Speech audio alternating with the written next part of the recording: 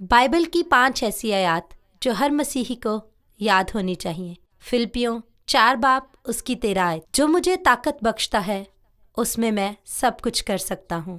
Romeo 8 باب اس کی 28 آیت، سب چیزیں مل کر خداوند سے محبت رکھنے والوں کے لیے بھلائی کو پیدا کرتی ہیں۔ پہلا یوحنا اس کا 1 باب اس کی 9 آیت، اگر ہم اپنے گناہوں کا اقرار کریں تو وہ ہمارے گناہوں کے معاف کرنے اور ہمیں ساری ناراستی سے پاک کرنے میں سچا اور عادل ہے۔ امثال 3 باب اس کی 5 اور 6 آیت، سارے دل سے خداوند پر توکل کر اور اپنے فہم پر تکیہ نہ کر، اپنی سب راہوں میں اس کو پہچان اور وہ تیری رہنمائی کرے گا۔ یسایہ 41 باب اس کی 10 آیت، تو مت ڈر کیونکہ میں تیرے ساتھ ہوں، ہراساں نہ ہو کیونکہ میں تیرا خدا ہوں، میں تجھے زور بخشوں گا، میں یقیناً تیری مدد کروں گا اور میں اپنی صداقت کے دہنے ہاتھ سے تجھے سنبھالوں گا۔